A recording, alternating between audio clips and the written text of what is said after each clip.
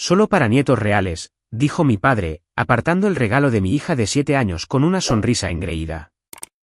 Ella simplemente se quedó allí parada, confundida, mientras los otros nietos recibían sus regalos.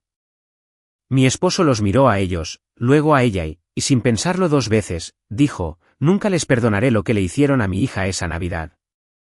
He reproducido cada segundo de eso tantas veces, que el recuerdo se siente más nítido que el momento mismo. La verdad es que mis padres no arruinaron su Navidad por accidente. No la pasaron por alto. No olvidaron un regalo en algún lugar del cuarto trasero. Hicieron una elección. Una decisión fría y deliberada de que una niña de 7 años no importaba tanto como los otros nietos. Planearon decoraciones, comida, listas de reproducción, pijamas a juego para mi hermana y sus 2 hijos. Semanas de preparación, horas envolviendo y, en ningún momento, decidieron que Mía merecía siquiera un pequeño regalo con un lazo de tienda de $1. Ella había pasado 3 noches pintando un marco para ellos. Me preguntó si les gustaría, si combinaría con su sala de estar, si el pegamento con purpurina se veía bien. Escribió abuela y abuelo en la parte de atrás, con la versión más temblorosa de su letra, y lo mantuvo en su regazo durante todo el viaje para que no se aplastara. Entramos a la casa de mis padres, y lo primero que noté fue lo perfecto que se veía todo. Velas encendidas por todas partes, galletas servidas, música sonando. Mi hermana ya estaba allí, con sus hijos desenvolviendo un regalo anticipado, mientras mi mamá se reía como si fueran comediantes en un escenario. Mía estaba parada junto a mí, sosteniendo su pequeño regalo. Siguió mirando alrededor, buscando un momento para dárselo, pero apenas notaron que ella había llegado. Nos reunimos cerca del árbol para el intercambio de regalos. Mi papá estaba en modo de actuación total, leyendo nombres en las etiquetas, entregando cajas con grandes sonrisas. Mi mamá seguía tomando fotos de los niños rompiendo sus regalos.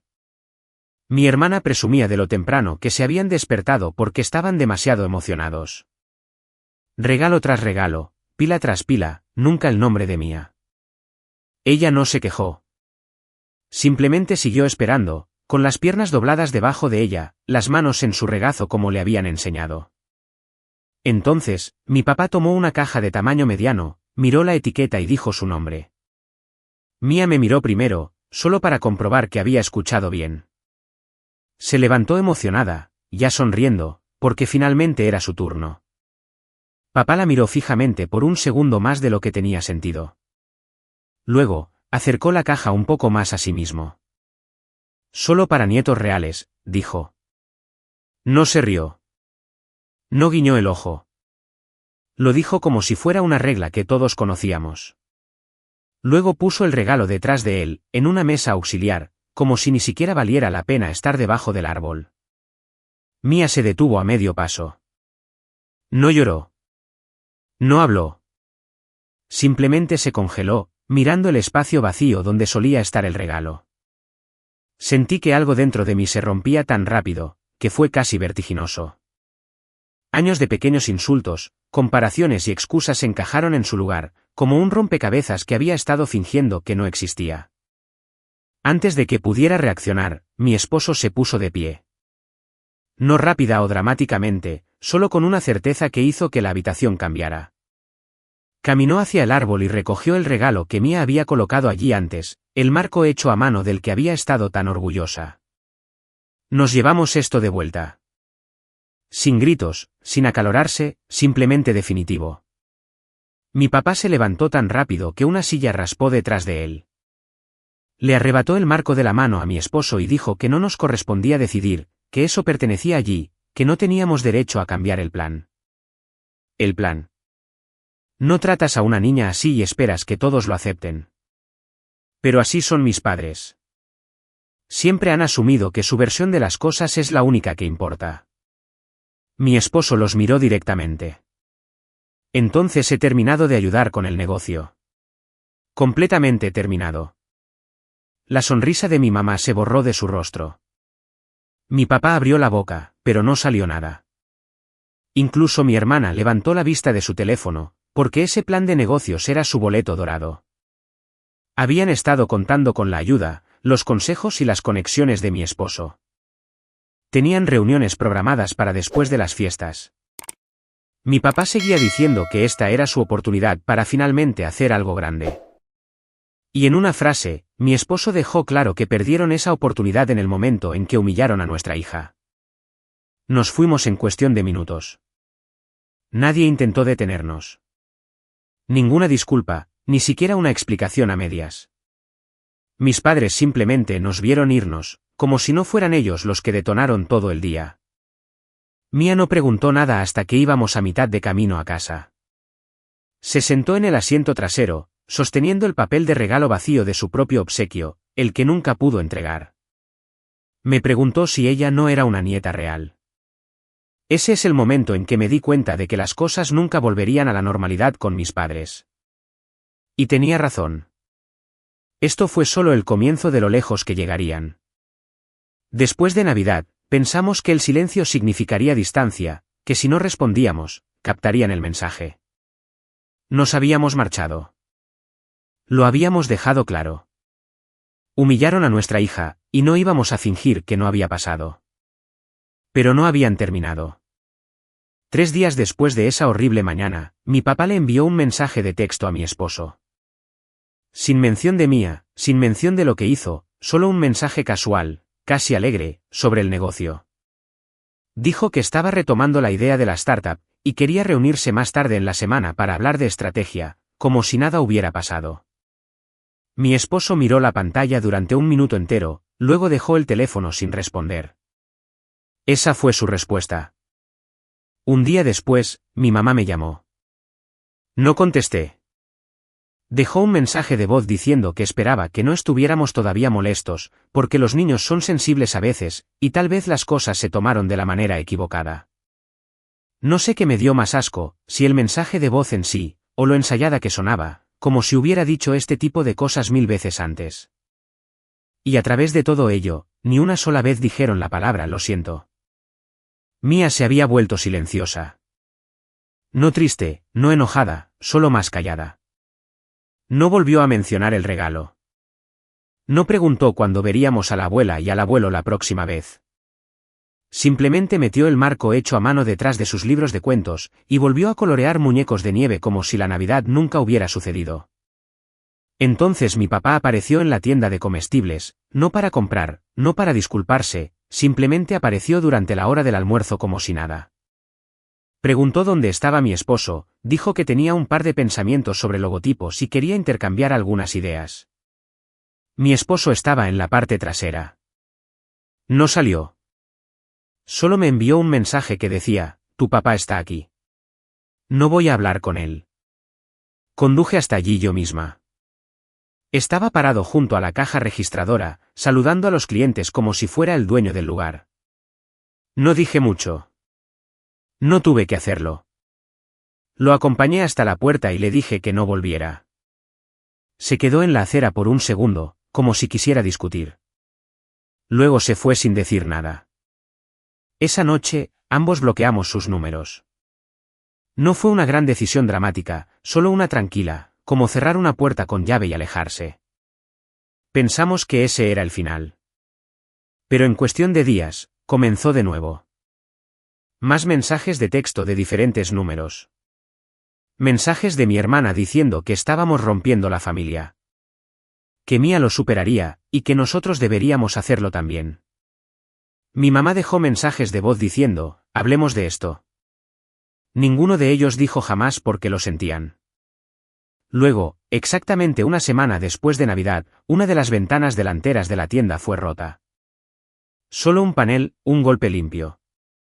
En medio de la noche, pensamos que fue al azar. Lo pegamos con cinta, presentamos un informe policial e intentamos seguir adelante. Entonces sucedió de nuevo.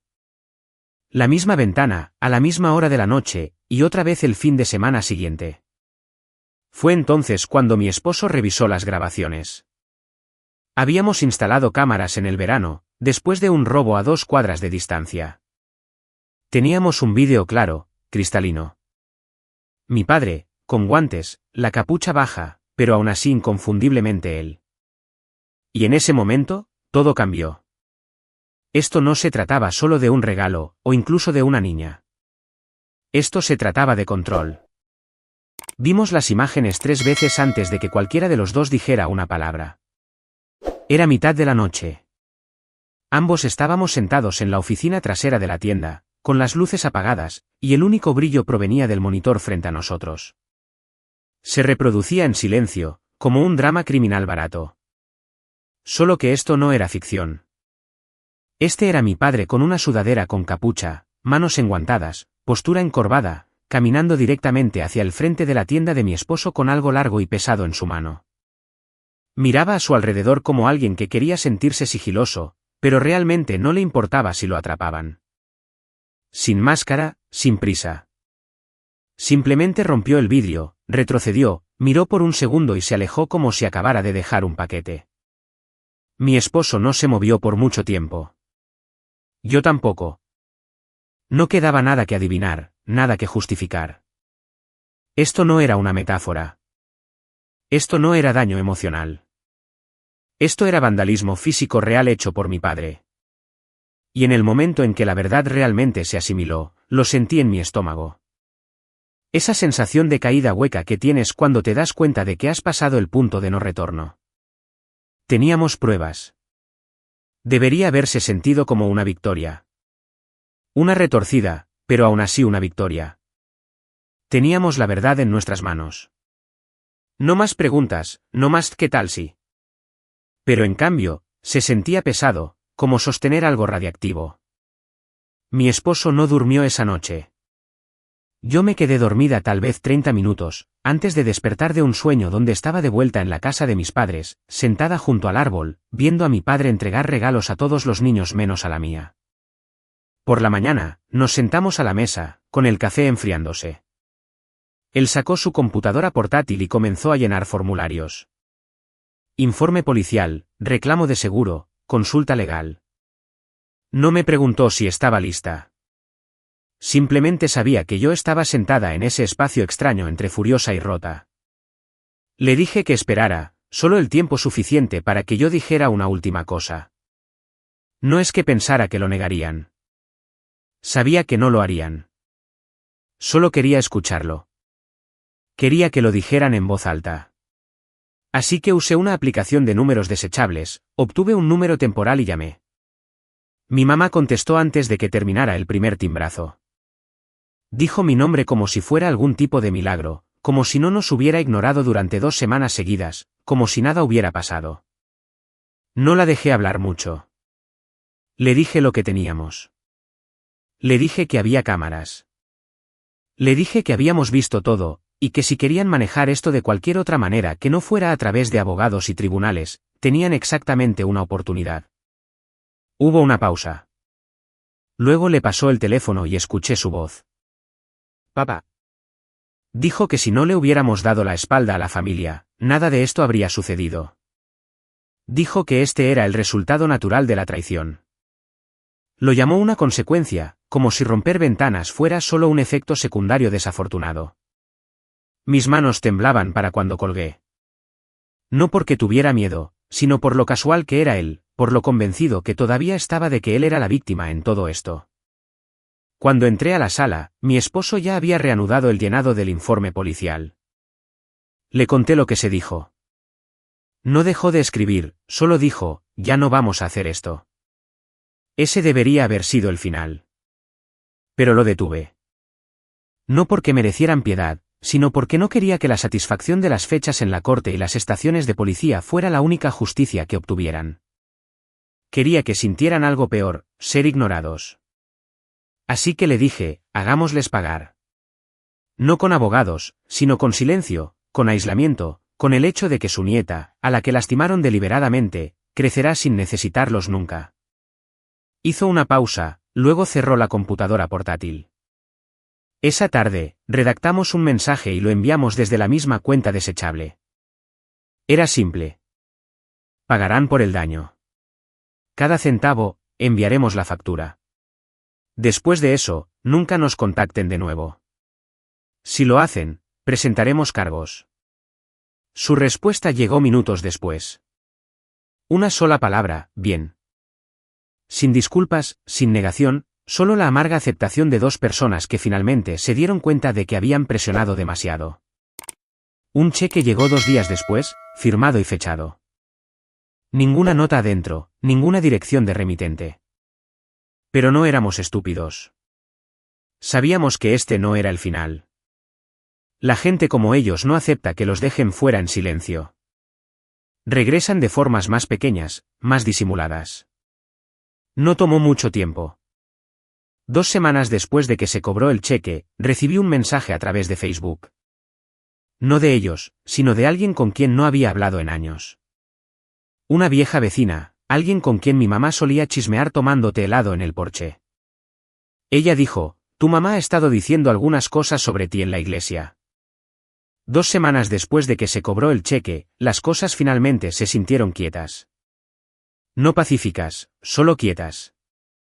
Mía había vuelto a hablar sobre la escuela. Mi esposo estaba concentrado en reemplazar la ventana y planear una pequeña semana de agradecimiento al cliente para reconstruir el impulso en la tienda. Y yo comencé a dormir más de 3 horas por noche. No extrañaba a mis padres. Extrañaba la idea de ellos. La versión a la que me había aferrado durante demasiado tiempo. La versión donde solo eran complicados, no crueles. Esa ilusión ya había desaparecido hacía mucho. Entonces recibí el mensaje. Llegó a través de Facebook de una mujer llamada Karen. Una mujer de la que no había sabido nada en más de 6 años. Ella solía vivir a 3 casas de mis padres. La recordaba como alguien que amaba el drama y siempre conocía los asuntos de todos. Empezó con: hola chica, escuché lo que pasó. Solo quería ver cómo estás. Lo ignoré. Al día siguiente, otro mensaje, esta vez más directo. Tu mamá dijo que no te está yendo bien. Que has estado pasando por un momento difícil y alejando a la gente. Que has estado bebiendo más. Le dije que eso no sonaba a ti, pero está todo bien. Miré la pantalla. De hecho, hizo que se me revolviera el estómago. Así era como lo estaban haciendo. A través de otras personas, silenciosamente, como humo deslizándose por debajo de una puerta. Mis padres no nos contactaban directamente. Sabían que no debían hacerlo. Pero habían comenzado una campaña diferente, una que no necesitaba confrontación. Estaban reescribiendo la historia. Y esta vez, ni siquiera estaba enojada. Estaba atónita, casi impresionada, porque ya no se trataba solo de salvar las apariencias. Se trataba de control. Mi esposo se rió cuando le mostré el mensaje. No porque fuera gracioso, sino porque era muy predecible. Dijo: esto es lo que hacen. No se detienen. Simplemente cambian de forma. Tenía razón. Y entonces sucedió de nuevo. Un tercer mensaje. Esta vez de mi vieja amiga de la secundaria, Emily, alguien que apenas conocía a mis padres pero vivía en el mismo pueblo. Me encontré con tu papá en la oficina de correos. Dijo que extraña a Mía. Que solo estás pasando por algo en este momento. No supe qué decir. ¿Estás bien? Estaban pintando un cuadro. Calmados, tristes, incomprendidos. Los abuelos amorosos que esperaban pacientemente mientras su hija problemática los aislaba sin razón. Pero la verdadera sorpresa vino de alguien que nunca esperé que hablara. Mi hermana. Me envió un mensaje un martes por la noche cualquiera. Una línea. Me contaron lo de la tienda. No sabía que realmente lo habían hecho. No respondí de inmediato. No estaba segura de si esto era ella tratando de defenderlos a ellos o a sí misma. Pero luego siguió con: pensé que estabas exagerando. No te creí. Ahora sí. Ese mensaje me pesó más que todos los demás, porque durante años ella siempre se puso de su lado. No importaba cuán obvio fuera el favoritismo, no importaba cuán herida se sintiera Mía durante las visitas, mi hermana fingía que todo estaba bien. Ahora no, y seré honesta, no sabía qué hacer con eso. Pero las cosas no terminaron ahí. Más tarde esa semana, un hombre entró en la tienda preguntando si vendíamos miel de origen local. Una pregunta totalmente normal. Mi esposo le mostró el estante. El tipo charló un poco, mencionó que era nuevo en la ciudad, que vivía cerca de la casa de los Franklin, la casa de mis padres. Entonces preguntó, ¿eres pariente de ellos? Mi esposo hizo una pausa y dijo, sí, desafortunadamente. El hombre levantó una ceja. Dijeron que estaban teniendo algunos problemas financieros. Mencionaron que la tienda podría cambiar de manos pronto. Espero que no sea cierto. Me gusta lo que tienen aquí. Nos dimos cuenta entonces de que no solo estaban reescribiendo la historia socialmente. Estaban tratando de sembrar dudas en el vecindario. Socavar el negocio. Esparcir esa pequeña mentira silenciosa de que estábamos luchando, inestables, que las cosas se estaban desmoronando. Ese fue el momento en que mi esposo dejó de reírse al respecto. Sacó su teléfono y comenzó a hacer llamadas, porque si querían jugar este juego, si querían intentar arruinarnos lentamente de lado, claramente no habían aprendido nada y habíamos terminado de estar callados. Solía creer que había un punto en el que incluso las peores personas se detendrían. Que en algún nivel, incluso si el orgullo no les permitía decir las palabras lo siento, la vergüenza aparecería y al menos se apartarían, se quedarían callados, dejarían las cosas en paz. Pero mis padres no se detienen. Después del tercer robo, el derrame químico, algo dentro de mí cambió. Habíamos llegado a la tienda justo después de las 7 de la mañana. Mi esposo tenía una entrega en camino y traje a Mía conmigo porque quería ver las luces de Navidad que todavía teníamos colgadas en la ventana. El olor golpeó primero. Era tan fuerte que me hizo tener arcadas. Le dije que esperara en el auto. Mi esposo y yo entramos y encontramos un charco negro y resbaladizo en el piso, cerca de la pared trasera. Varias cajas estaban arruinadas, el estante deformado. El olor estaba en algún lugar entre gasolina y disolvente de pintura. Lo que fuera, lo habían vertido a través del viejo marco de la ventana, el que no habíamos reemplazado completamente todavía, el que ellos conocían. Ni siquiera necesité mirar las cámaras. Ya sabía quién era, pero revisamos de todos modos. 3:13 de la madrugada. Una persona se acerca con una capucha sobre la cabeza. Estructura pequeña, se mueve diferente, sin vacilación, simplemente se acerca, vierte algo por la grieta y se va. ¿Quién es? Mi madre. Fue entonces cuando todo dentro de mí se enfrió. No más que tal si. No más ellos no lo harían. No más excusas o silencio o esperar a que alguien entre en razón. Llamamos a la policía esa mañana. Un oficial llegó en 1 hora. Otro lo siguió. Tomaron fotos, vieron las grabaciones, tomaron declaraciones. No dijeron mucho, pero podía notar que estaban atónitos. Nadie espera que los criminales sean los abuelos de alguien. Les dimos todo, el vídeo, los daños, la historia. El oficial nos dijo que guardáramos todos los recibos, tomáramos notas detalladas y nos preparáramos para la corte si llegaba a eso. Luego llamamos a nuestro abogado.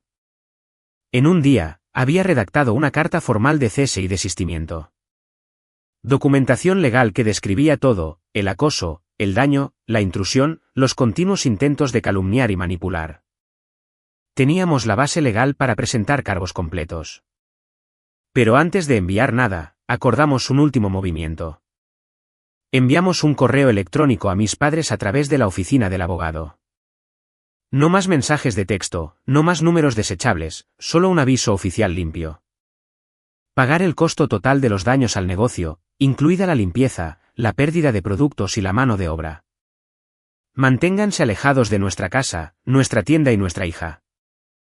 No nos contacten de nuevo. La próxima vez irá a la corte. Esperábamos silencio. En cambio, 2 días después, llegó un cheque. Monto total, cada centavo. Pero esta vez, el cheque no estaba firmado por mi padre. Estaba firmado por mi hermana. Al principio, pensé que era un error. Tal vez la habían convencido de enviarlo en su nombre. Tal vez ella seguía jugando a la intermediaria como siempre. Pero luego abrí el sobre completamente y encontré una nota adhesiva amarilla metida dentro. Decía, he terminado con ellos también. Siento que me haya tomado tanto tiempo. La miré durante mucho tiempo. De todos, nunca esperé que ella se alejara. Siempre había sido la niña dorada. La que no podía hacer nada mal, la que vio todo desarrollarse en Navidad y aún así no dijo nada. Más tarde esa noche, me envió un mensaje. Me dijo que los había confrontado. Me dijo que mi mamá admitió lo de la ventana y el aceite, que mi papá dijo que no se arrepentía de enviar un mensaje. Dijo que no nos había creído al principio, pensó que estábamos exagerando, pero después de ese último incidente y la prueba de vídeo, y la forma en que hablaban de nosotros a nuestras espaldas sin ningún remordimiento, finalmente lo vio. Ella dijo, no me di cuenta de cuánto manipulan todo. Pensé que yo era la excepción. No lo soy. Fue la primera vez en mi vida que la escuché decir algo así. No la perdoné de inmediato. No sabía si alguna vez podría hacerlo por completo, pero le agradecí, porque en una tormenta de mentiras, rumores y ley del hielo, su paso al frente fue el primer reconocimiento real de que no estábamos locos. Mis padres no volvieron a contactarnos. Lo único que escuchamos fue de una vieja vecina que dijo que mi papá se había estado manteniendo aislado, y que mi mamá había renunciado al comité de la iglesia. Los rumores habían comenzado a circular. La gente estaba haciendo preguntas, no por nosotros. Nunca le dijimos a nadie, pero las palabras tienen una forma de extenderse cuando la historia es demasiado fea para permanecer enterrada. Se estaban desmoronando. No porque lucháramos contra ellos, sino porque dejamos de luchar. Dejamos de participar, dejamos de defendernos, y la gente comenzó a notar quién estaba gritando en el silencio. Nunca presentamos cargos. No porque no lo merecieran, sino porque queríamos que la última palabra fuera la que más temían, nada. Sin atención, sin caos, sin reacción, solo silencio. Y ese silencio fue más fuerte que cualquier cosa que pudiéramos haberles hecho en la corte. Algunas personas piensan que cortar la relación con tus padres es un último recurso. Que una vez que lo haces, la puerta se cierra y la vida vuelve a la normalidad. Pero no es así como funciona. No solo cierras la puerta. Tienes que mantenerla cerrada una y otra vez, cada vez que alguien intenta abrirla desde el otro lado. E incluso cuando los golpes se detienen, todavía escuchas ecos. Al principio, se sintió tranquilo de una manera a la que no estaba acostumbrada. No me di cuenta de cuánta de mi energía se había ido en anticipar su próximo movimiento. Los mensajes falsos, la culpa, la manipulación. Cuando finalmente se detuvo, el silencio fue discordante. Pero en ese silencio, comenzamos a reconstruir. Mía sonreía más. Dejó de hacer preguntas sobre ellos. Dejó de revisar el buzón en busca de tarjetas. Creo que en el fondo ella sabía mucho antes que nosotros que algo estaba roto. Los niños siempre lo sienten primero. La tienda se recuperó más rápido de lo que esperábamos. Nuestros vecinos, los que realmente importaban, salieron a apoyarnos sin siquiera saber la historia completa. Clientes que no habíamos visto en meses, aparecieron. Algunos decían cosas como, he tenido la intención de pasar, pero su momento fue demasiado perfecto para ser coincidencia. Se había corrido la voz, pero no por nosotros. No dijimos nada. Dejamos que mis padres quemaran sus propios puentes, y lo hicieron. Durante los siguientes meses, pedazos de sus vidas comenzaron a desmoronarse. La idea de la startup de mi padre, con la que estaba tan obsesionado, la que pensaba que finalmente le daría un legado, colapsó. Mi esposo había sido el pegamento que mantenía esa cosa unida. Sin él, todo lo que mi papá tenía eran conceptos a medio cocinar y una lista de personas que ya no querían trabajar con él. Mi mamá. Ella había construido toda su imagen social sobre ser la matriarca perfecta. La abuela involucrada, la voluntaria de la iglesia, la mujer que siempre tenía una historia que contar. Pero cuando eliminas la ilusión de una familia unida, la gente comienza a hacer preguntas. Renunció al comité de la iglesia por razones personales.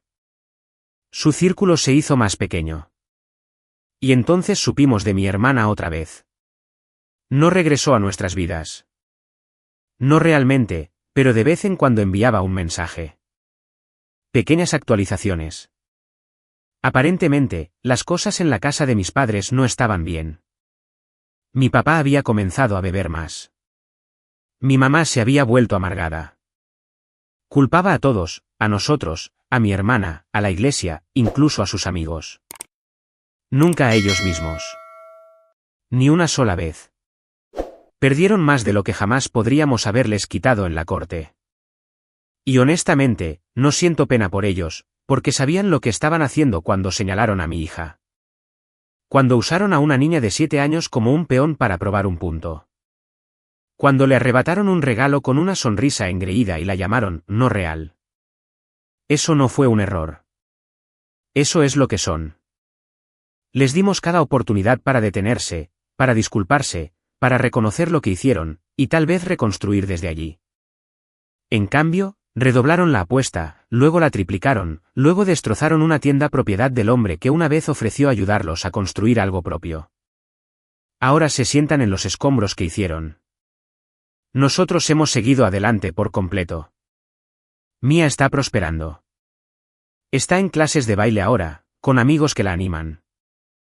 Celebramos su cumpleaños el mes pasado con una fiesta en el patio trasero, y no surgió ni una sola conversación sobre mis padres. Fue lo más feliz que la he visto en mucho tiempo. A veces, tarde en la noche, todavía pienso en esa Navidad, en la forma en que mi papá dijo esas palabras, solo para nietos reales. Y pienso en cómo Dios realmente ve todo, porque lo que dieron ese día fue crueldad. Y lo que han recibido desde entonces, lenta, dolorosamente, pieza por pieza, es exactamente lo que merecen. No tuvimos que destruirlos.